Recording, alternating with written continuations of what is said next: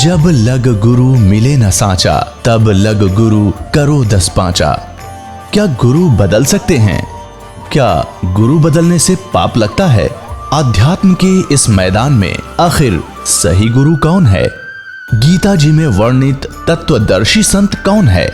इन सभी प्रश्नों के उत्तर जानने के लिए अवश्य सुनिए जगत गुरु तत्वदर्शी संत रामपाल जी महाराज के मंगल प्रवचन। तो वहां जाकर उसके स्वभाव वैसा ही हो जाएगा, ऐसे उसके मन में प्रेरणा होगी, इसने ऐसा कर दिया था, ऐसा करना चाहिए, बड़े महान थे। और आप भी उसी तरह की गतिविधि अंदर अपने आप पनप जाती है। और जब तक वहां रहता उसका वैसा ही भाव बना रहता है। इसने ये चतुरता करके क्या किया कि जो रजोगुण प्रधान क्षेत्र है उसमें इसने अपने 5 मुख बनाए काल भगवान ने, और दुर्गा को सावित्री जैसा रूप बनाया। इनका ये दोनों वहां रहे रजोगुण प्रधान क्षेत्र में, और इनके संयोग से वहां जो संतान उत्पन्न हुई वो प्रथम पुत्र ब्रह्मा नाम रखा उन्हें कि इसको हमने नीचे छोड़ना है, और ये ब्रह्मा को आओगा कहलाओगा कि वहां की सृष्टि रचयिता। और उसमें क्या हो गया कि उसके अंदर वो रजोगुणी पैदा हो गया, उसके अंदर रजोगुण हो गया कंप्लीट, सबसे अधिक, इतना जबरदस्त। और फिर जब वो दूसरे क्षेत्र में गए सतोगुण प्रधान क्षेत्र में, तब इसने विष्णु जैसा रूप बना लिया, जैसे हम विष्णु जी का रूप देखते, और दुर्गा का रूप बना लिया लक्ष्मी जैसा। इन दोनों के संयोग से जो पुत्र उत्पन्न हुआ सतोगुण प्रधान क्षेत्र में, उसका नाम विष्णु रख दिया, और वो सतोगुण युक्त हो गया। तीसरा स्थान इसने बनाया वो तमोगुण प्रधान, उसमें इसने अपने पुत्र जैसे आप देखते हो शिव ऐसा रूप बनाया, और दुर्गा को पार्वती जैसा रूप बनाकर वहां रहे। वहां जो इनके संयोग से पुत्र उत्पन्न हुआ वो तमोगुणी हो गया, शंकर भगवान के, जिसको शिव जी कहते हैं। अपने आत्मा जैसे मिर्च है, मिर्च, और मिर्च का छौंक लगा, मिर्च के अंदर गुण है कि मुंह फूके, इसने मिर्च कह ले चाहे मुंह फूकनी कह ले, सीधी सी बात का गुण है इसके अंदर। तो इन ब्रह्मा कह ले चाहे रजोगुण कह ले, विष्णु कहो चाहे सतोगुण कहो, शिव कहो चाहे तमोगुण कहो। और हमारे सदग्रंथ भी बताते हैं कि यही 3 देवता हैं और यही 3 गुण हैं। और ये स्वयं स्वीकार करते हैं, अपनी दुर्गा माता से कहते हैं कि आप हमारे ऊपर इतनी दया दिखाते हो, फिर आपने मुझे तो तमोगुण बना दिया, क्यों बना दिया? इनको मालूम है हमारे अंदर से क्या क्या प्रेरणा हो रही है और क्या क्या अप्रभाव कर रही है। अब क्या होता है कि जैसे मिर्च है, इसमें मिर्च कहो चाहे मुंह फूकनी कह लो, मुंह जलाने वाली, तो इसके अंदर गुण है, तो ये कंप्लीट सारा कुछ, वो गुण कहो चाहे मिर्च कहो, वो न्यू का न्यू है। उसका छौंक लगता है रसोई में, और छींक आती है तीसरे कमरे में बैठे आदमियों ने, मूल वस्तु रसोई में, उसके गुण ने प्रभाव डाल दिया तीसरे कक्ष में, जो कि वहां 50 फुट की दूरी पर था। अब इसका कारण क्या है कि उसके गुण ने वहां जाकर दबाव दिया, और उन्हें छींक आई, उसके बस की बात नहीं छींक रोक ले कोई। तो ऐसे ही ये भगवान तीनों को फिर क्या किया, इनको अचेत कर दिया बाल अवस्था में, जुन सा भी पैदा होता गया, और जब 2-1 वर्ष का जानन जोगा हो उसको अचेत कर देते, कोमा में डाल देते, और उसको परवरिश जारी रखते। जैसे देखा है कि व्यक्ति कह रहा था कि हमारे रिश्तेदार का एक लड़का इकलौता पुत्र कोमा में जा रहा है, और 10 वर्ष से कोमा के अंदर है, और नली से उसमें दूध डाल देते हैं, दलिया डाल देते हैं, और टट्टी पेशाब खूब ठीक करता रहता, उठा उठा कर डाल देते, नवाते हैं। तो ऐसे ये इनकी परवरिश करी, इनको अचेत रखा, ताकि कहीं इनको पता ना चल जाए मेरे जाल का, काल कहता है। तो जब ये युवा हुए, विष्णु जी को लिटा दिया, क्योंकि इसने रचना पहले कर ली थी। विष्णु जी को लिटा दिया एक शेष नाग की सैया पे, और उसके नाभि से कमल ऊपर भेज दिया। अब ये पता नहीं क्या कर दे, जादू जंत्र टाइप की ये सिद्धि होती है। उसके ऊपर विष्णु तो बेहोश पड़े हैं, अचेत है, उसकी नाभि से कमल निकल गया। वो जाकर ऊपर दूर स्थान पे उस पर ब्रह्मा जी को सचेत कर दिया। कैलाश पर्वत पर शंकर जी रखे हुए थे कोमा में, वहां उसको सचेत कर दिया। ये तीनों फिर सचेत कर दिए तो ये न देखा, इधर उधर देखा, कुछ भी नहीं दिखा। ब्रह्मा जी खुद कहते हैं मुझे नहीं मालूम मैं कहां से उत्पन्न हो गया, मेरा जनक कौन है। मैं कमल के फूल पर पाया अपने आप को। उस कमल से नीचे उतरा तो विष्णु बेहोश पड़ा, अचेत था। मधु और कैटब नाम के दो राक्षस ब्रह्मा जी के पीछे पड़ रहे थे। फिर विष्णु जी के अंदर से एक युवती निकली, क्योंकि ये दुर्गा इनमें भूतनी की तरह प्रवेश थी, अन्य रूप बना के, जैसे किसी में प्रेत प्रवेश कर जाता है, बेहोश हो जाता है, और आकाश में विराज के अपना रूप धारण कर लिया। तब तीनों इकट्ठे कर दिए और तीनों को अलग अलग स्थानों पर इनकी 3 राजधानियां बना दी, एक शिव का लोक, ब्रह्मा का लोक, विष्णु जी का लोक। ये वहां रहते हैं अलग अलग। फिर इन तीनों का विवाह कर दिया। अपने वचन से 3 पुत्रियां बनाई, अपने ही वचन से 3 लड़कियां बनाई इसने, सावित्री, लक्ष्मी और पार्वती नाम रख दिया। सावित्री का विवाह कर दिया ब्रह्मा जी से, लक्ष्मी का विवाह कर दिया विष्णु जी से, और उमा का विवाह कर दिया शिव जी से। और तीनों को अलग अलग राजधानी दे दी और कहा जाओ तुम अपना अपना काम करो। ब्रह्मा से सृष्टि होगी, विष्णु से सतिथि, और शंकर संहार कराया करेगा। बताइए क्या मतलब हुआ? एक तो पैदा करे, एक पाल दे, एक मारे। यह बड़ी सतिथि थारा व्यवस्था हुई। इसलिए इस काल को श्राप लगा था। वहां पर परमात्मा ने कहा था जोगजीत रूप में कि आज के बाद तेरा नाम काल होगा। तेने लड़की के साथ जुल्म करने की चेष्टा की और 1 लाख मानव शरीरधारी प्राणियों के शरीरों का तो नित आहार करेगा, सूक्ष्म शरीरों का, और निकल जाए यहां से। तो इसको वो अपनी गलती से क्या बीमारी लग गई, उसके लिए इसने हमें यहां मनुष्य रूप दिया ना। मनुष्य रूप भी ना देता, मनुष्य शरीर देता ही नहीं। इसको पता ये विडर है कि मनुष्य शरीर के अंदर ये भगवान को पहचान सकते हैं। इसलिए इसने नकली संतों को की भरमार कर रखी है, गली गली में, गांव गांव में भेज दिए मिसगाइड करने वाले। अब भक्ति करें तो गलत करें, आस्था भगवान से खत्म हो जाए इनकी। ये चाह में नहीं कोई बताने भी आवे तो भगवान की बात सुने नहीं। कलयुग में विशेषकर इसको भय ज्यादा रहता है, क्योंकि इसने वायदा किया था परमात्मा से कि कलयुग में आप कितने ही प्राणी ले जाना, सतयुग त्रेता द्वापर में कम जीवों को पार करना। जब परमात्मा यहां आए थे जोगजीत रूप बनाकर अपने पुत्र का सर्वप्रथम। अब आप देखते हो पूरा चीन नास्तिक हो गया। वो पहले बड़े डिवोटी थे, महात्मा बुद्ध के चेले थे, उनके पूर्वज। महात्मा बुद्ध इस काल की फटपेड़ में था, उसको भी काल की फेंट लगी थी।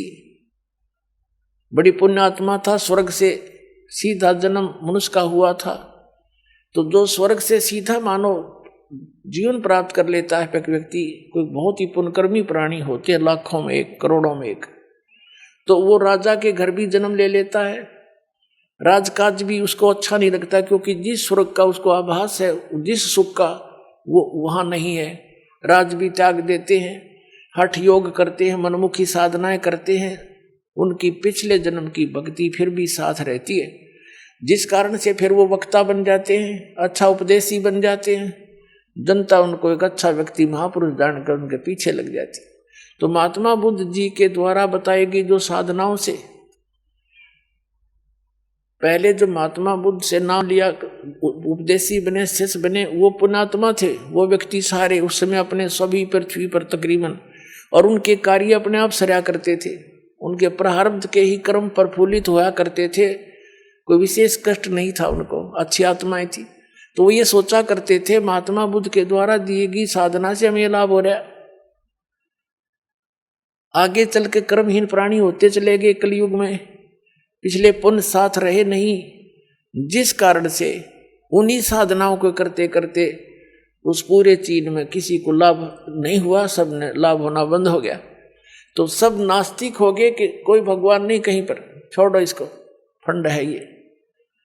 और काल ये चाव है कि नास्तिक हो जा, अब वहां कोई जिक्र करो भगवान का, चर्चा भी ना चालन दे, ऐसे बना दिए वहां पर। अपने आत्मा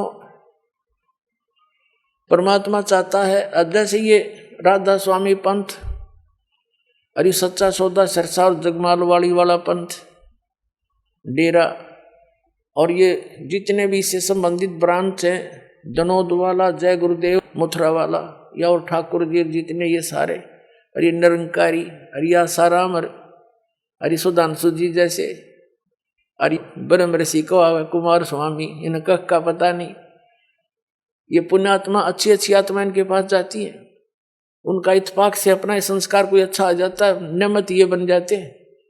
जितने सुख ये बताते हैं इनके चेले, इतने तो हम पहले भी प्राप्त किया करते, साला सरजाया करते, हनुमान के पुजारी थे, और कुछ भी मंत्र नहीं करते थे, इन्हें को जो मिल गया वो मंत्र कर लिया। ये था हमारा पूर्व जन्म का संस्कार फल रहा था। हम सोचा करते हनुमान जी कृपा करें, हनुमान जी क्या की कृपा करें, वो आप भगत थे।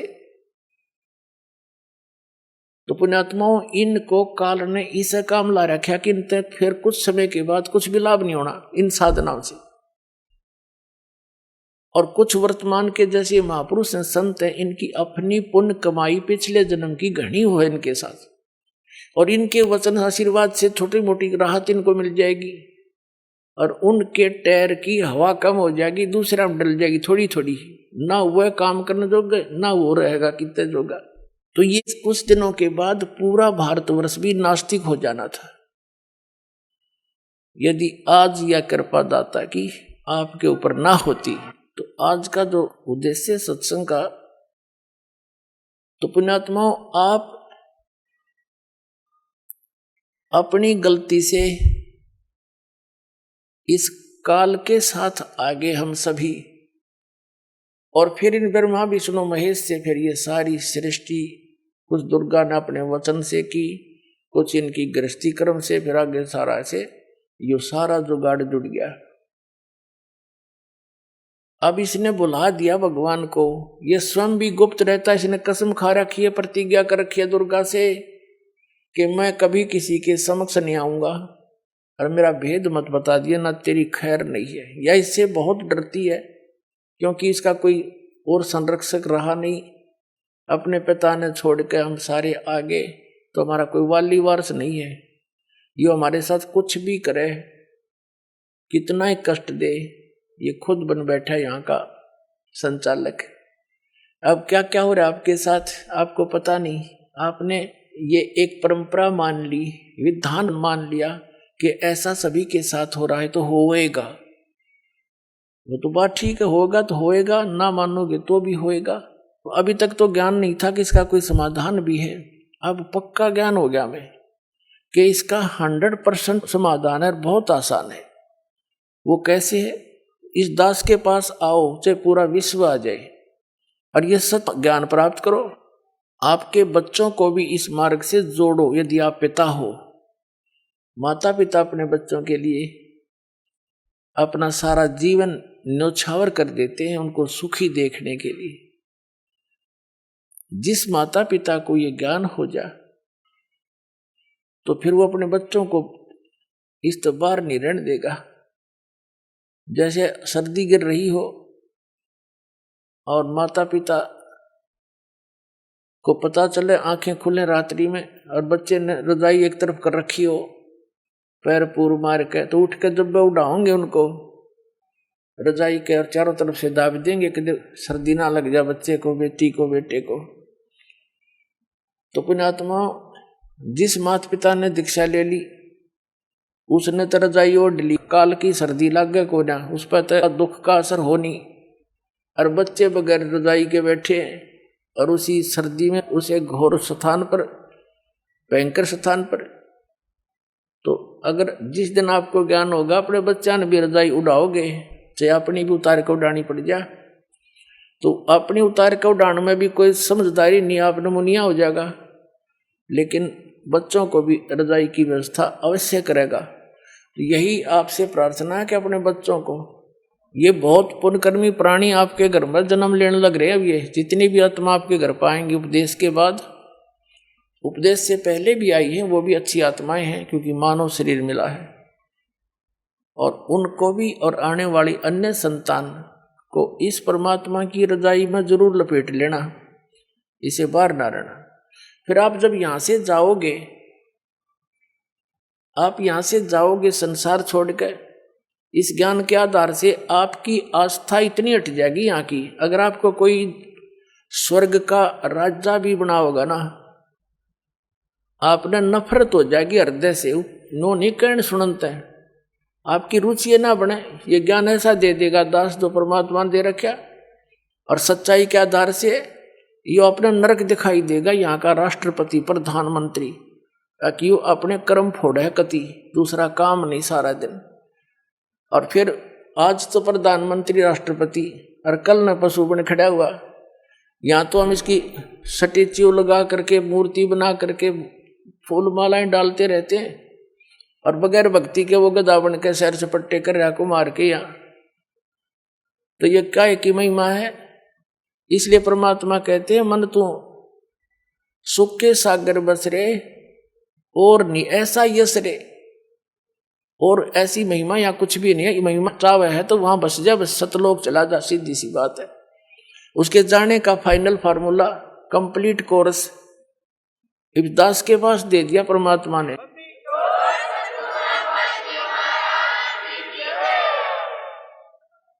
अभी तक तो जितने भी संत पंथ महंत परमात्मा के एक एक अंश को लिए बैठे थे, कोई तो ओम नाम बता देता है, कोई किलम किलम करवावे है, कलंग करसन कलंग ये मंत्र है, कोई हरम हरम करवावे है किसी से, और कोई सोहम के 2 हिस्से करके नाम जाप करने को कहता है, कोई गायत्री मंत्र पर आश्रित किया हुआ है, कोई विष्णु जी को भगवान बतावे, कोई श्री कृष्ण जी को, कोई राम को, और कोई ब्रह्मा को, कोई ब्रह्म को। तो पुण्यात्माओं, हमें ज्ञान ना होने से हम अपने अपने उस परमात्मा के अंश को कंप्लीट गॉड मान रहे थे। जैसे एक समय 5 अंधे जा रहे थे, उनको पता चला कि गांव में हाथी आया है। पहले गांव में हाथी आ जाता तो बहुत बड़ी बात होया करती, सारे देखने आ जाते, इकट्ठे हो जाते, टोल के झुंड आते थे। अंधों ने पता लगा कि भाई हाथी आया गांव में, हम भी देख के आएंगे। एक आंखों वाले से कहा भी हमने एक बार हाथी के पास छोड़ दिया, क्या करोगे तुम सूरदास हो, क्या हाथी देखेंगे? वो कहने लगे हाथी कैसे देखोगे तुम, दिखता तो है नहीं। उन्होंने कहा हमारे हाथ आंखों का काम करते हैं, हम हाथ लगा लगा के देख लेंगे। उसने जाके हाथी के पास छोड़ दिया, चारों दूर दूर नारे नारे बिखर गए वो हाथी के चारों तरफ। एक तो नीचे के पैरों को देख रहा है, ऐसे हाथ फेरे और ऊपर हाथ हट जाए, नीचे ना जा, नीचे धरती हट जाए। उसने फाइनल कर लिया कि यो जो थाम सा है, थाम पिलर जैसा गोल गोल, यो है हाथी। दूसरे ने पेट के नीचे का हाथ फेर लिया, उसने सोचा यो है हाथी। और तीसरे ने सूंड के ऊपर का हाथ फेर लिया, उसने सोचा पाइप कैसा होता हाथी, उसने इतना ही फाइनल कर लिया। एक ने पूछड़ उसकी दूम के ऊपर हाथ ठा गया उसका, उसने उतने तो अपना एक्सपीरियंस कर लिया कि बस इतना हुआ हाथी पट्टे जैसा।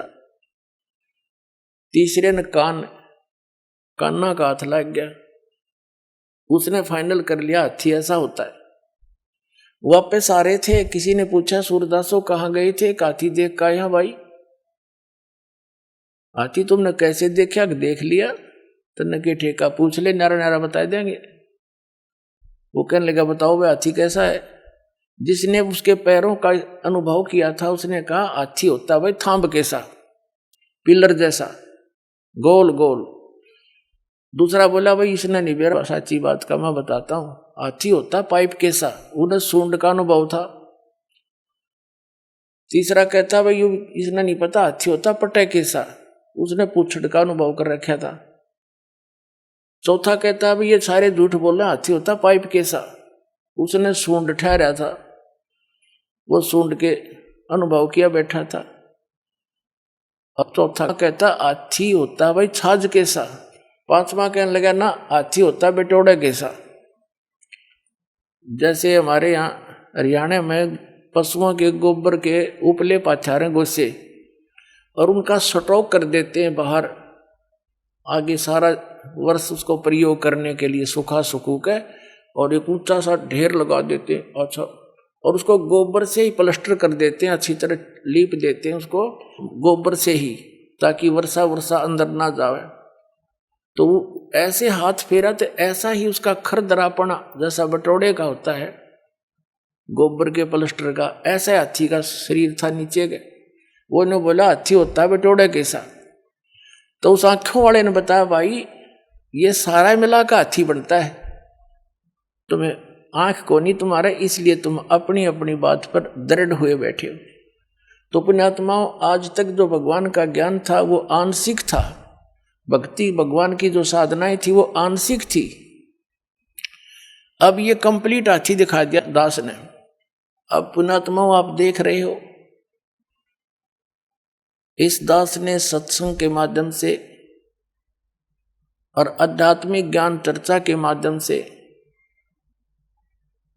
जैसे ये टीवी चैनल वाले उन महापुरुषों का भी इंटरव्यू ले आए, जो जितना ज्ञान था उन्हें बोलना था वो बोल दिया। अब पहले जो शास्त्रार्थ होया करते थे वो तरीका व्यर्थ था, गलत था। उसमें क्या होता था कि सब संस्कृत के ज्ञाता होते थे, ब्राह्मण से ही शास्त्रार्थ करता था, श्रोता अशिक्षित होते थे, वो संस्कृत जानते नहीं। जिसने थोड़ी सी भी धारावाहिक संस्कृत बोल दी और श्रोताओं ने उसकी ताली पीट दी, विजयी हो गया, बस ये कोई बात थी। और फिर शास्त्रार्थ वो करेंगे क्या? दोनों अज्ञानी, एक से दो गणा ज्ञानी था वो सिलेक्ट हो जाता। जैसे मैं ऋषि दानंद के साथ, मैं ऋषि को अगर कक्का पता नहीं इसने। अब क्या है कि अब परमात्मा ने सबसे पहले अपने को पहचानवाने के लिए आप जी को, इस परमात्मा ने सबसे पहले यह टेक्निक दी, इलेक्ट्रॉनिक मीडिया जिसको बोलते, और ये इंटरनेट सैटेलाइट बना के और ये सारा कुछ व्यवस्था करके प्रोजेक्टर तक की खोज करवाई। सदग्रंथों को हिंदी में उन्हीं इंजीनियरों से अनुवाद करवाया। अगर ये दास अनुवाद करता, इन सब का करना तो यही था, लेकिन किससे का यकीन नहीं होने दो, ये नकली नौकरी से क्या पता संस्कृत आती है नहीं। और परमात्मा कबीर साहब के साथ भी इन्होंने यही अन्याय किया था, हमारे साथ किया था न्याय, कि वो कहते थे कबीर तो अशिक्षित है, ये जानता नहीं संस्कृत को, ये क्या जाने सत्य ज्ञान को, वेद और ग्रंथों के ज्ञान को। वो तो जानते, उन्हें भाषा की जरूरत नहीं थी। उसने भाषा की तो हमारे लिए जरूरत थी बताने के लिए, कौन सी भाषा में आप समझो, उससे हम बोल दिया करते थे। चीन में गए चीन वाली बोली, हरियाणा में हरियाणा वाली बोली उन्होंने, और पंजाब में गए पंजाबी बोली, क्योंकि वो पंजाबी में समझ सके। अब संस्कृत में करें जाओ गछामी गछामी, कौन सुनेगा, उसने क्या समझेंगे। एक भाषा विशेष है, थोड़ा ही विद्वान बन जाता है। तो इसी प्रकार उस समय उनकी दाल गल गई कि कबीर जी अशिक्षित हैं, ये क्या जाने सदग्रंथों को। और आज यही दशा होती है, जब दास इसका हिंदी अनुवाद करके सुनाता कोई ना माना हो, तो परमात्मा ने दया करी, उन्हीं से अनुवाद करवा दिया। और कहते हैं चोर चुरावे तुमबड़ी गाड्डे पानी में, वो गाड्डे वह ऊपर आवे, न सच्चाई छनी ना। इन्होंने खूब अपने अज्ञान विधान से सदग्रंथों के अर्थ अनर्थ करने चाहे, लेकिन सच्चाई फिर भी ऊपर आई, ये छुपा नहीं सके। तो दास ने फिर ये क्लियर कर दिया, तो अब ये साफ हो गया।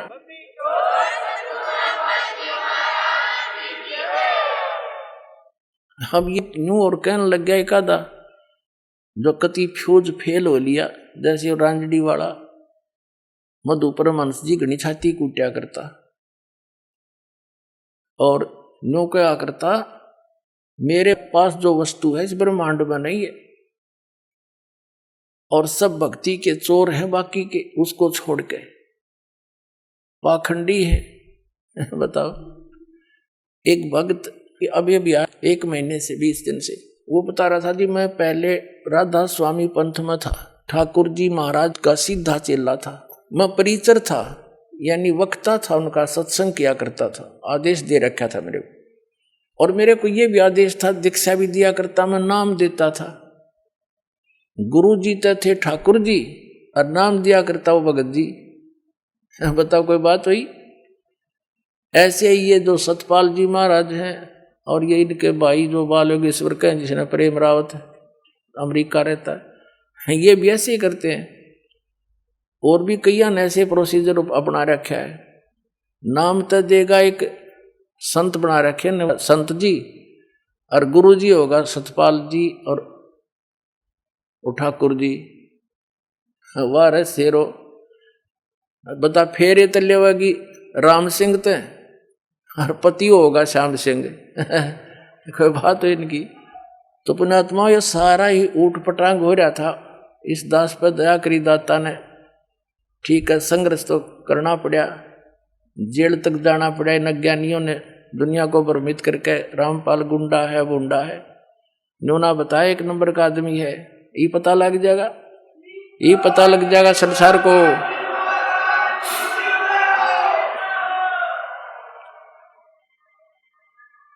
तो इनका वो बता रहा था कि जी मैं वहां से छक लिया, 30 वर्ष रहा मैं वहां पर, 50,000 व्यक्तियों को मैंने वहां दीक्षा दे दी और ठाकुर जी के जोड़ दिए राधा स्वामी वाली। फिर मेरा वहां से मन हट गया किसी बात पे, फिर टीवी देखा, इनका सत्संग सुना श्री मधु परमहंस जी का, अच्छा लगा। कुछ उनसे हटकर बात थी थोड़ी बहुत, नाम नूम दीक्षा दीक्षा वह हूं तो मैंने वहां दीक्षा ले ली। 2 वर्ष से वहां मैं जुड़ा हुआ था श्री मधु परमहंस से, जम्मू वाले से। फिर कुछ दिन के ही बाद आपका सत्संग भी आता था, वो भी सुनने लगा मैं। अब 2 वर्ष से मैं आपका भी सत्संग सुन रहा था और वो अपने सेकंड गुरु जी का भी सुन रहा था, श्री मधु परमहंस जी का। और हम ये सोचा करते थे, हमारा ग्रुप था सैकड़ों का, हम ये सोचा करते भी दोनों अपने आप को नो कहे, जो वस्तु मेरे पास है किसी के पास नहीं। अब हम निर्णय कैसे करें? या तो जब बात पड़े ये दोनों आमने सामने हो किसी दिन, हम नो सोचा करते। 10 दिन के बाद वह दया भी होगी, साधना टीवी पर दोनों आमने सामने। और सत्संग जब शुरू हुआ बड़ी खुशी हुई, हमने अगले आज दिन की दोनों की जो सच्चाई सामने आ जाएगी। मैंने सब जगह फोन लगा दिया, जो श्री मधु परमहंस के मेरे साथी चेले थे, और सब ने अपने टीवी ऑन कर लिए, इधर उधर जाके इकट्ठे होकर बैठ गए सारे ग्रुप के ग्रुप। तो वो कह रहा था जी 3 घंटे प्रोग्राम चला, और जब प्रोग्राम समाप्त हुआ मैंने तो सर मारा धरती में पटक गए, हे भगवान देख यो कित मूर्ख बना रहा था हमने आज तक, फिर लगे मेरे पास फोन आने सब साथियों के, कहने लगा ईब के करें के पायस मधु पर वंश दो रहे खाखी कति खोखा। तो हमने स्कीम बनाई चलो वहां आश्रम में सैकड़ों की संख्या मां का नाम लेगा उस मधु पर वंश के।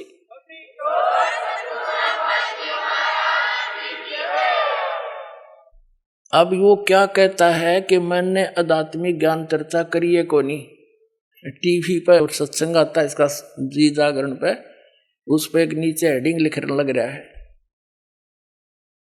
देख ये संत है यानी आर को स्वीकार ना करके बकवादों में बढ़ गए। जैसे दो सही पहलवान हो और दोनों कुश्ती करते हैं और एक तो हारे जीते गए, एक ने दूसरे को हरा दिया, तो दोनों गले से मिलते हैं और हाथ मिलाते हैं और खुश होकर अपनी हार स्वीकार करता कि मैं हार गया, यू जीत गया। भाई सरेआम कहते वो है महान आत्मा, ये महान आत्मा है। सरेआम झूठ बोला आध्यात्मिक ज्ञान चर्चा हमने करी है को नहीं, अरे सामने बोलने लग रहा। अब आध्यात्मिक ज्ञान चर्चा क्या चीज है? परमात्मा के बारे में आप कहीं बैठकर किसी से चर्चा कर लो, आध्यात्मिक ज्ञान चर्चा है। टीवी वालों ने उससे पूछ लिए जो प्रश्न पूछने थे, उनका उसने जवाब दे दिया। इधर से हमारे पूछ लिए, हमने जवाब दे दिया, दोनों चला दिए। और आध्यात्मिक ज्ञान चर्चा कौन सी हो भाई? अब इसका सिर घूम गया, अब इन्हें ठिकाना नहीं रहेगा इस पृथ्वी पर। देख लेना, या तो इन्होंने स्वीकार करना पड़ेगा और कहना पड़ेगा अपने चेलों को। एक व्यक्ति कह रहा था, वो नाम ले लिया उसने यहाँ करके, उसी का चेला था। वो बोला जी मैंने उनसे फोन पर बात करी उसी दौरान कि महाराज जी से बात कराओ। पहले बात करते थे फिर बात करनी बंद कर दी। चेला ने उठाया फोन तो वो कहने लगे कि अभी यू के पाया 4-5 साल मेरे खो दिए तुमने, अरे ये झूठ बोला इंद्री, कोई तो प्रमाण दिखा दो ताकि हमारा दिल डटे, हमें कोई शांति दो। ये 8 कमल बतावे और संत रामपाल ने ये 9वां कमल कबीर सागर में दिखाई दिया, अरे यो 8वां कमल बताओ, शर्त ऊपर सवा हाथ है, किसे गए हाथ मार के देख लो है किते, छोटे में झूठ बोलने लग रहा। वो कहाँ 8वां कमल इसने सपने में भी ना बता। अरे यू 11वां द्वार बतावे, उन्होंने 12वां द्वार सच्चाई के साथ प्रमाणित कर दिया दिखा करके। यू मंत्र कौन से देता है? सतगुरु सतनाम रेखू कान में, नो कहता है मैंने वही दिए हैं नाम जो परमात्मा कबीर जी ने धर्मदास जी को दिए थे। ये भी बोलता अपने आध्यात्मिक ज्ञान चर्चा में इंटरव्यू के दौरान। और दास ने दिखा दिया कि धर्मदास जी को कौन सा मंत्र मिला था 2 अक्षर का सतनाम, और किस किस महापुरुषों ने वो 2 अक्षर के मंत्र जाप किया जिनको हम मोक्ष प्राप्त मानते हैं। उनके इतिहास दिखा दिया, उन्होंने भी यही नाम जाप किए थे जो दास आपको प्रदान करता है। वो मंत्र नहीं थे, वो गलत है। अब ये दूसरा आप देखो पुण्यात्मा, दास अभिमान नहीं करता क्योंकि मेरा अपना कोई बनाया हुआ, इसमें कोई योगदान नहीं है, ये गॉड गिवन नॉलेज है, कबीर भगवान का दिया हुआ है। दास को तो इस योग्य उस मालिक ने बना दिया कि तू पहचान इनको, समझ सब सदग्रंथों को। बुद्धि भगवान ही देता पुण्यात्मा। यहाँ का कितना इंटेलिजेंट आदमी हो, एक कंप्यूटर बना के दिखा दो भारतवासी। अब कंप्यूटर किससे बनवाया? उसको कल परमात्मा ने दी, वो भी इंसान ही है और गॉड गिवन परमात्मा ने बनवाया उससे। ये कंप्यूटर ये सारा कुछ जीव नहीं बना सकता। जीव अभिमान करे तो मूर्ख है। तो यह दशा दास की समझ लेना कि ये कंप्यूटर परमात्मा ने बनवा दिया दास का, और इसमें सारा फिर कर दिया। सबके इतिहास पढ़े, पवित्र ईसाई धर्म के व्यक्ति पवित्र बाइबल से परिचित नहीं, उनके गुरु तक परिचित नहीं, वर्तमान के जितने भी उनके वक्ता हैं। और पवित्र हिंदू धर्म के या आचार्य शंकराचार्य हमारे सदग्रंथों वेदों और गीता से परिचित नहीं, और पवित्र कुरान शरीफ से परिचित नहीं। मुसलमान धर्म के वर्तमान के काजी और मुल्ला, उसमें क्या लिखा है? सूरत फुरकानी 25 में क्या संकेत दिया है? उनको ये नहीं मालूम कि ये इनकम्प्लीट गॉड है जिसको आप पूर्ण परमात्मा मान बैठे हो। सूरत फुरकानी 25 आयत नंबर 52 से 59 में कुरान शरीफ का ज्ञान दाता अपने पैगंबर हजरत मोहम्मद को कह रहा है कि हे पैगंबर, तो इन काफरों की बात मत मानना। ये कबीर को भगवान नहीं मानते, वो कबीर है समर्थ शक्ति, और उसके लिए संघर्ष करना, इनकी बात तो मत आना। ये तेरे साथ कितनी बाधा पैदा करे, तू आगे अडिग रहना, इसका नाम संघर्ष है, लड़ना नहीं। और वो परमात्मा वही है जिसने 6 दिन में सृष्टि रची, 7वें दिन तख्त पर जा बैठा, वो सबका जनक है, उसी ने सब उत्पन्न किए। उसकी खबर किसी बाखबर से पूछ ले। इससे सिद्ध हो गया कि जो कुरान शरीफ का ज्ञान दाता है उसको मुसलमान धर्म अपना अल्लाह मानते हैं, और वो अल्लाह तो किसी अन्य अल्लाह की ओर संकेत कर रहा है। तो क्या ज्ञान है इनको? बताओ कौन है फिर वो अल्लाह? इस दास ने पाया वो अल्लाह, आओ बताऊंगा कौन सा वो अल्लाह। कबीर अल्लाह।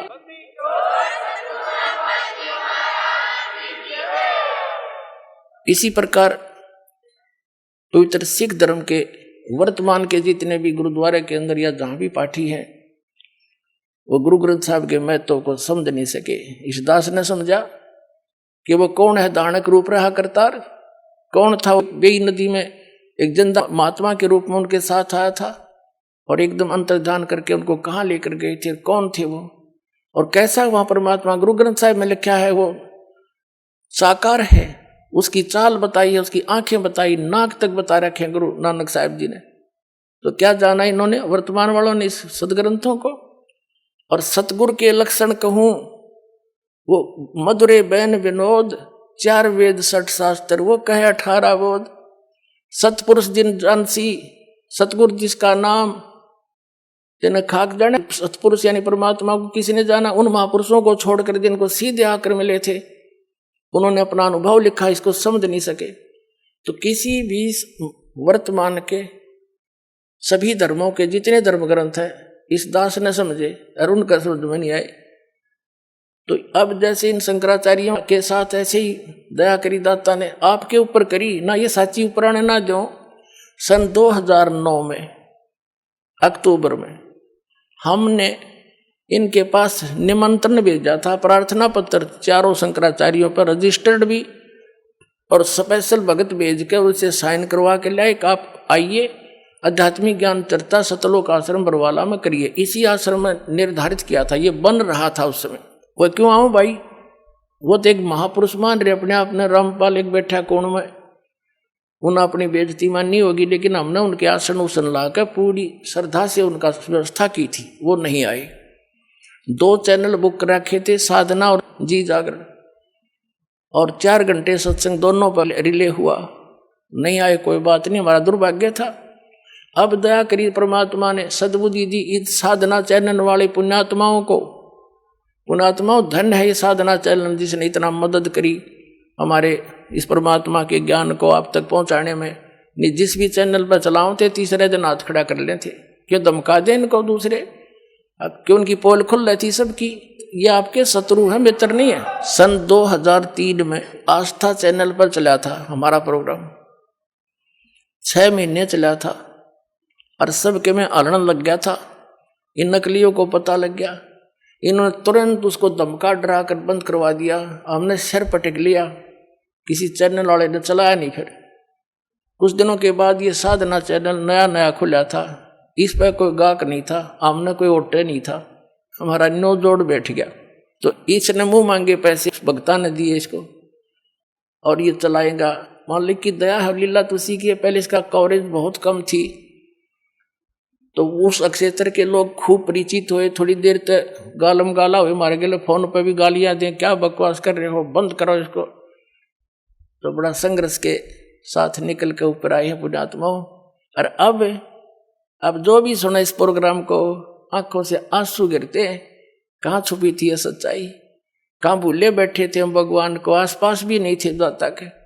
पहले जब भी हमारा ये सत्संग शुरू होता था साधना चैनल पर, और 10-20 फोन आ करते गाली देने वालों के, तुम क्या बकवास कर रहे हो, तुम ब्रह्मा विष्णु महेश के माता पिता बता रहे हो। ये भगत कहा करते, जी ऐसे हो रहा भी चलने दो, तुम बोलियो ना, भला बुरा सबका सह लो, आन दो टाइम।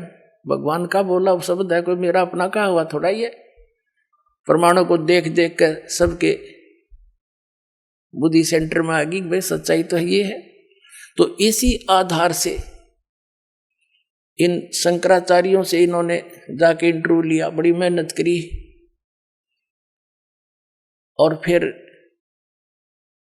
उसको चलाया दास ने, फिर उनकी धोती सी धो दी सारे की, कख नहीं पाया। अपने आत्माओं, एक इंटरनेशनल स्तर के चैनल है दोनों, जी जागरण और ये साधना। डिश टीवी पे यू चल है, एयरटेल पे यू, और बाकी बहुत स्थानों पर केबलों पर आता है, और सब पे आध्यात्मिक ज्ञान चर्चा चला दी। और उनके मुंह में जबान नहीं रहा, सदमा सा हो गया सबके, सांस नहीं काटते। बोलो बताओ, या तो मैं गलत कह रहा हूं तो बताओ, ग्रामपाल गलत कह रहा है बताओ कितने फ्यूज हो गए वो सारे। कहते हैं तारा मंडल बैठ कर चांद बड़ाई खावे, उदय भया जब सूरज का स्यों तारों छप जावे। और ज्ञान सब ज्ञानड़ी, कबीर ज्ञान सो ज्ञाने, जैसे गोला तोब का अब करता चले मैदाने। अब ये सब मैदान छोड़कर भाग गए जितने संत हैं, बोलते क्यों ना, जवाब दो।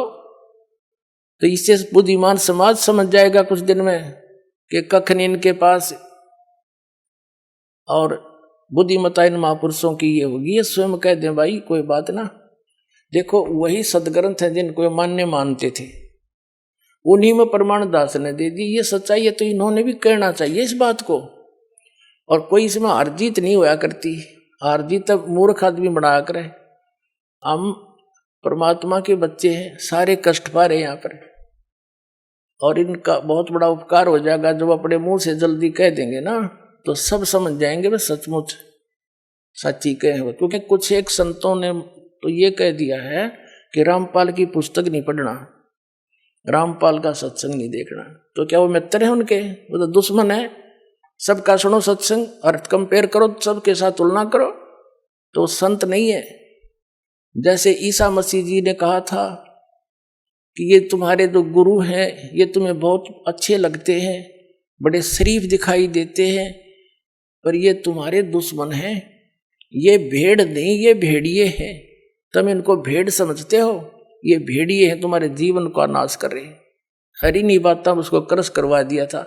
वो उपकारी आदमी था, और उन दुष्टों ने अपना, क्यों उसमें शिक्षा थी को नहीं, राजाओं को बका दिया, प्रजा को बका दिया, और उस महापुरुष को क्रश करवा दिया, उस महापुरुष को। और वही तरीका दास के साथ अपनाया था करुथा कांड कराने के लिए। लेकिन अब मालिक का साथ था हमारे, और उसका वचन था, प्रमाण हमारे साथ थे, सीडी हमने बनाकर समाज में भेज रखी थी। तो वही काम दास के साथ करना था। करुथा कांड झूठ झाट बोल कर, अफवाह फैला के, इतना अफवाह फैला दी जब समाज में मुझे मारने के लिए कि इसको मार भी देंगे तो जनता नहीं कहेगी ठीक हो गया, निकम्मा आदमी था, मारना चाहिए था। उसी उद्देश्य से उन्होंने फिर आक्रमण किया करोथा आश्रम पर, इस मुख्यमंत्री हरियाणा के भूपेंद्र सिंह हुड्डा के कहने से, क्योंकि ये भी आर्य समाजी है। और महर्षि दयानंद की पोल खोल दी, मैंने वेदों से तुलना कर दी उनके सत्यार्थ प्रकाश की, और इतना ही कहा था भाई आप इसको सत्यार्थ प्रकाश महर्षि दयानंद का लिखा हुआ मानते ही हो। और ये महर्षि दयानंद कहता है कि वेद सत्य है, वेदों में जो लिखा है वो मुझे मान्य है, और इसके अतिरिक्त मैं किसी की बात को स्वीकार नहीं करता। तो वेदों से तुलना कर दी कि महर्षि दयानंद कह रहा है कि परमात्मा पाप नाश नहीं कर सकता। ये दुर्वेद अध्याय नंबर 8 के श्लोक नंबर 13 में स्पष्ट किया है कि परमात्मा घोर पाप भी नाश कर दे साधक के। फिर वो भगवान के साथ जो पाप पे नाश नहीं कर सकता, वो साबुन के साथ जो मैल नाश नहीं कर सकता, फिर साबुन भी क्यों कहते हैं उसको? ऐसे इसके ढेर सारे प्रमाण वेदों से ही कैंसिल कर दिया। ये कति फ्यूज हो गया। इन आचार्यों ने पता चला कि ईब तुम्हारी रोजी रोटी जावेगी, जय हमारे अनुयायियों को पता लग गया। इसलिए इन्होंने उनकी जनता का दिमाग बदलने के लिए मेरे को बदनाम करा, छक के इतना बदनाम कर दिया कि घर के भी नफरत कर दिया आदमी थे, जो इतनी भी झूठ होती हमारे अंदर। लेकिन आज वही रामपाल है, शिखर में जाएगा यो ज्ञान। हाँ, पता लग जाए सबको। आइए अब हम उन श्रद्धालुओं के अनुभव जानते हैं जो जगत गुरु तत्वदर्शी संत रामपाल जी महाराज जी से दीक्षा प्राप्त कर चुके हैं तथा उनके द्वारा बताए गए भक्ति मार्ग पर चल रहे हैं। नमस्कार सर। नमस्कार सर। सर क्या नाम है आपका? पंकज सक्सेना। पंकज जी आप कहाँ से हैं? दिल्ली सोनिया गांधी कैंप। पंकज जी संत रामपाल जी महाराज से नाम दीक्षा आपने कब ली? 14/4/2011। पंकज जी संत रामपाल जी महाराज से नाम दीक्षा लेने से पहले क्या आप भक्ति साधनाएं भी करते थे? हाँ जी, करता था। बाबा हरदेव सिंह जी महाराज जी की साधना करता था, निरंकारी हैं वो। मैं उसमें लगभग 8 साल तक जुड़ा रहा।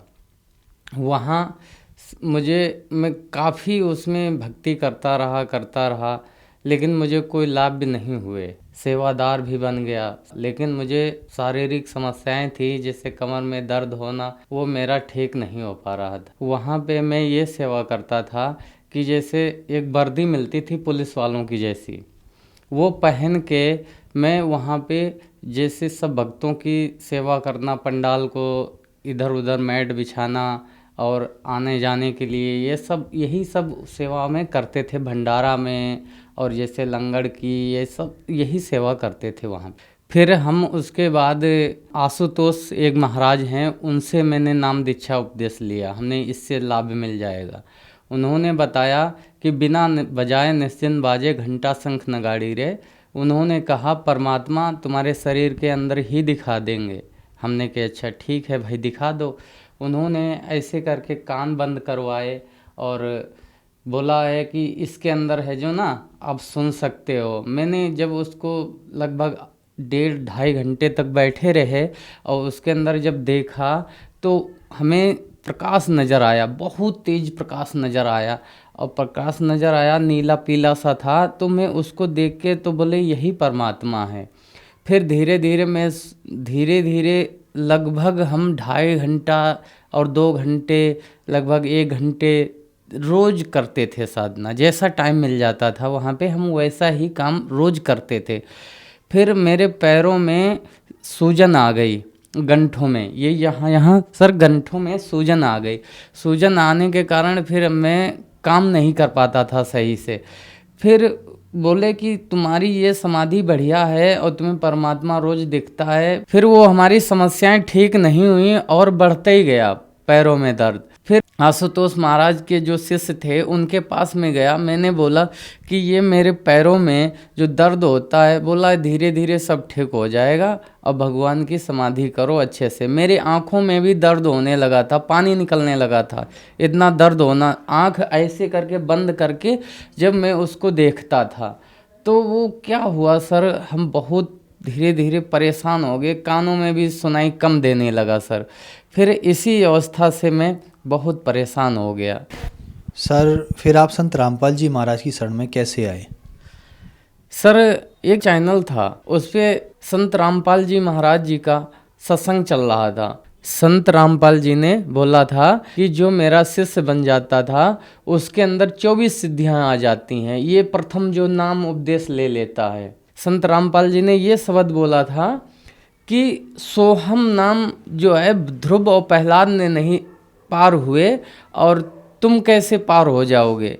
तो मैंने सोचा ये कि सोहम नाम तो मुझे भी मिला। आशुतोष महाराज जी ने बोला था सो बाहर छोड़ो हम अंदर लो, यही सोहम हो गया, ये भगवान का नाम हो गया। तो ऐसे करते करते हमने कही हम भी तो यही नाम जाप करते हैं और ध्रुव प्रहलाद नहीं पार हुए तो हम कैसे पार हो जाएंगे। चलो चलते हैं एक बार इनके पास, देखते हैं क्या बात है। फिर धीरे धीरे 1-2 बार सत्संग सुना। फिर देखा क्या साधना चैनल पर ब्रह्मा विष्णु महेश को संत रामपाल जी बोल रहे हैं कि वो अजय अमर अविनाशी नहीं है, वो भी नाशवान है, वो भी मतलब पूजा के योग्य नहीं है, पूर्ण परमात्मा नहीं है जो वो तुम्हारे संकटों का निवारण करें। तो हमने सोचा ये कैसे संत हैं बताओ, ब्रह्मा विष्णु महेश की तो हम सब लोग पूजा करते आ रहे हैं, ये कैसे संत है, चलो इनको मिल के आते हैं। सतलोक आश्रम जिला हिसार बरवाला पहुँचे। वहाँ संत रामपाल जी महाराज जी से उपदेश लिया तो फिर हमें ऐसा लगा कि मेरे शरीर पे हजारों टन था, वजन, इतना वजन लदा हुआ था, ये लगता बहुत एकदम हल्का हो गया। जैसे गुरु जी के पास गए, गुरु जी ने आशीर्वाद दिया तो हम ऐसे हो गए जैसे एकदम फूल जैसा शरीर हो गया, एकदम हल्का हो गया। पंकज जी, संत रामपाल जी महाराज से नाम दीक्षा लेने के बाद क्या आपको लाभ भी प्राप्त हुए? हाँ जी, लाभ हमको बहुत बड़े प्राप्त हुए हैं। वो लाभ ऐसा था कि शारीरिक समस्याएं, मैं अन्य गुरुओं की पूजा करता था तो मेरे पैर भी खराब हो रहे थे धीरे धीरे, कानों से सुनाई भी कम पड़ने लगा था, रीढ़ की हड्डी भी हमारी बहुत दर्द करने लगती थी बैठे बैठे 2-2.5 घंटा सुबह शाम के कारण। फिर हम जब से संत रामपाल जी महाराज जी से उपदेश लिया है तब से हम सर बहुत सुखी हैं, कोई दर्द नहीं है। अब चश्मा भी नहीं लगाते थे, पहले चश्मा भी लगा रहे थे, अब चश्मा भी उतर गया संत रामपाल जी महाराज जी की दया से, और सब सुख हो गए। मैं सर पहले बहुत गरीब था और बहुत आर्थिक स्थिति बहुत कमज़ोर थी, मैं भगवान के लिए तरसता था। तो फिर परमात्मा संत रामपाल जी महाराज जी से जब से जुड़ा हूँ तब से मुझे सब सुख हो गए हैं। सर मेरी पत्नी के एक पेट में गांठ हो गई थी, तो वो गांठ हो गई तो हमने सफदरगंज हॉस्पिटल में दिखाया, तो एम्स में दिखाया तो उन्होंने बताया पहले कि ये इसकी जांच करनी पड़ेगी। जब जांच की तो उन्होंने बताया ये गांठ बहुत बड़ी हो चुकी है, अब इसको है ना ऑपरेशन करना पड़ेगा। तो मेरी वाइफ, मेरी घरवाली बोली कि मैं ऑपरेशन नहीं कराऊंगी, मैं नहीं कराऊंगी ऑपरेशन, अब गुरु जी से ही प्रार्थना लगाऊंगी, संत रामपाल जी से महाराज से प्रार्थना लगाऊंगी, ठीक हो या ना ठीक हो। तो उन्होंने प्रार्थना लगाई तो उधर से आदेश आया कि मालिक दया करेंगे, तो मालिक दया करेंगे, ठीक है। उसके काफ़ी लगभग 1-1.5 महीने के बाद में तो वो गांठ है ना पता ही नहीं चला कहाँ गई, अब वो एकदम ठीक है, स्वस्थ है, बिना ऑपरेशन से संत रामपाल जी महाराज की दया से ठीक हो गया है। पंकज जी, जैसा कि आपने बताया आप निरंकारी पंथ में 8 साल तक रहे, वहाँ सेवादार भी रहे, फिर आप आशुतोष जी महाराज के पास गए, वहाँ भी आप 5 साल रहे, आपने इतनी मेडिटेशन किया कि आपका शरीर भी खराब हो गया, आप भगवान पाना चाहते थे। तो भगवान क्यों पाना चाहते थे आप? भगवान हम इसलिए पाना चाहते थे, हम बचपन में राम कृष्ण की मेरे गांव में लीला हुआ करती थी, तो देखते थे वहाँ पे कृष्ण जी के गुरुजी दुर्वासा ऋषि बनते थे, तो ये भगवान थे, कृष्ण भगवान थे, इनको गुरु बनाने की ज़रूरत है तो हमें क्यों नहीं पड़ेगी, हम तो कतई घास पूरा है, तो हमें पहले गुरु बनाने की ज़रूरत। तब से मुझे गुरु बनाने की अंदर से बहुत तगड़ी प्रेरणा जाग पड़ी। तो मुझे गांव में ही निरंकारी मिल गए गुरुजी, पहले निरंकारी को गुरुजी बनाया, फिर आशुतोष को गुरु जी बनाया, फिर हमने जब पूर्ण परमात्मा संत रामपाल जी महाराज जी को देखा जाना तब जाके हमें संतुष्टि मिली, अब हमें कोई गुरु बनाने की ज़रूरत नहीं है। पंकज जी, आपने बताया कि आपके गांव में कृष्ण लीला होती थी, वहाँ आपने कृष्ण जी को देखा और फिर उनके गुरु दुर्वासा जी को देखा, वहाँ से आपको प्रेरणा हुई कि भगवान ने गुरु बनाने की आवश्यकता है तो हमें भी गुरु बनाना चाहिए, वहाँ से आपको भगवान पाने की इच्छा प्रकट हुई। तो क्या संत रामपाल जी महाराज की शरण में आने के बाद आपको भगवान मिले? हाँ जी सर, भगवान हमें मिल गए सर, ऐसे भगवान मिले कि ये पूर्ण परमात्मा है, जिस ये शास्त्र अनुसार भक्ति है, ये शास्त्र विधि, ये गुरु जी हैं ना हमारे जो पूर्ण परमात्मा हैं, ये हमको पढ़ पढ़ के सुनाते हैं। पूर्ण गुरु जो होता शास्त्रों का ज्ञान कराता है। जो निरंकारी थे ये जो मन मर्जी का नाम देते थे, जो शास्त्रों में कहीं प्रमाण नहीं है। और जो आशुतोष थे इन्होंने क्या काम किया, ये एक शब्द को 2 भागों में बांट दिया, सो बाहर छोड़ो हम अंदर लो, ये कोई मंत्र नहीं है, ये तो कबीर सागर से मंत्र चुराया हुआ है। सतनाम तो कोई और है, वो गुरुजी संत रामपाल ही महाराज ही बता सकते हैं उसके बारे में, और कोई इस पृथ्वी पे नहीं बता सकता है। पंकज जी, निरंकारी पंथ में आप 8 साल तक रहे, आशुतोष जी महाराज से आपने 5 साल तक भक्ति साधना की, लगभग 13 साल तक आप गुरुओं की शरण में रहे, फिर आप इन सब को छोड़कर संत रामपाल जी महाराज के शरण में आए। समाज में एक धारणा ये भी है कि कहते हैं कि गुरु नहीं बदलना चाहिए, लेकिन फिर भी आपने गुरु बदला। क्या आपने अपने हिसाब से ठीक किया? हाँ जी सर, हमने अपने हिसाब से ठीक किया। शास्त्रों में प्रमाण है, जब तक गुरु मिले ही नहीं साचा, जब तक गुरु करो 10 20 50। यानी कि सच्चा गुरु जब तक ना मिले तब तक गुरु चेंज करते रहो, कोई इसका वो नहीं है, पाप नहीं लगता है। अब हमें कोई गुरु बनाने की ज़रूरत नहीं है। पूर्ण परमात्मा संत रामपाल ही जी महाराज गुरु हैं मेरे। सर, जैसा कि आपने बताया कि आपको अब सच्चा गुरु मिल गया, तो क्या पहले जो आप भक्ति साधना करते थे, जैसे आशुतोष जी महाराज हैं या निरंकारी पंथ हैं, बाबा हरदेव सिंह जी हैं, क्या ये सच्चे गुरु नहीं थे? ये झूठे गुरु हैं। आप कैसे कह सकते हैं कि ये झूठे गुरु हैं? हम ऐसे कह सकते हैं, ये शास्त्र विधि, शास्त्र के अनुसार साधना नहीं बताते हैं, ये शास्त्र के अलग बताते हैं। जैसे एक साइकिल का पहिया हो और साइकिल का पहिया एक लेके चलोगे, गाड़ी कैसे चलेगी? साइकिल के दोनों पहिए ज्वाइंट करके तभी चलेगा। वो सतनाम के बारे में परमात्मा संत रामपाल जी ही बताते हैं। और ये तो खाली एक उसका चुरा लिया नाम और उसी को तोड़ के आधा अंदर आधा बाहर बोलते हैं, तो ये गलत है, ये भगवान के दोषी बन रहे हैं। पंकज जी, क्या आप नशा वगैरह भी करते थे? हाँ जी सर, मैं नशा करता था। मैं बीड़ी पीता था और तम्बाकू भी खाता था। कभी कभी रिश्तेदार आ जाते थे घर पे तो मैं दारू भी पी लेता था। तो ये सब मैं साधना करते हुए, सब कुछ करते हुए मेरा छूट नहीं रहा था। मैं कई बार कसम तक खा चुका, सतगुरु निरंकारी, मैं ये बोलता था कि मेरी ये तम्बाकू छूट जाए, फिर भी नहीं छूटती थी, फिर भी मैं चुरा चुरा के खा लेता था। लेकिन वो मंत्र जाप करते थे निरंकारी वाला कि उससे भी नहीं मेरा छूटता था। जैसे निरंकारी में बताते हैं, तू ही निरंकार में तेरी शरणा मैनो बख्श लो। ये कहीं शास्त्रों के अंदर प्रमाण नहीं है।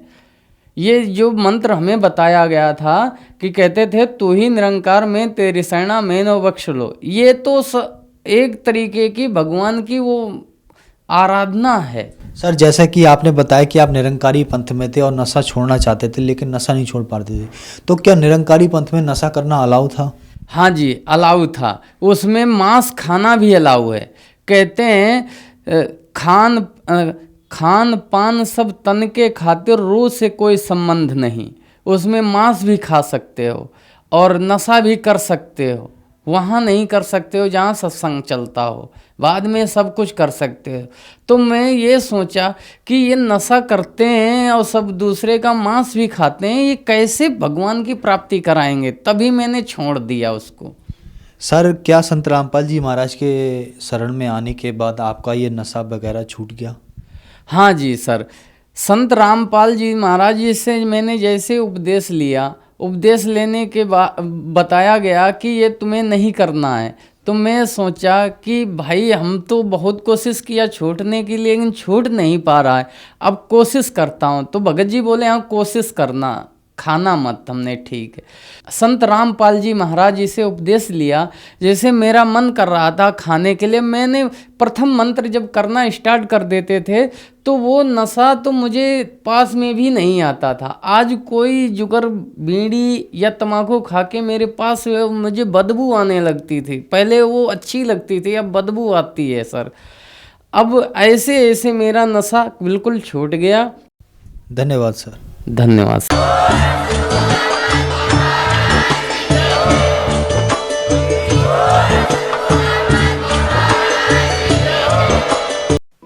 आप सुन रहे थे जगत गुरु तत्वदर्शी संत रामपाल जी महाराज के मंगल प्रवचन।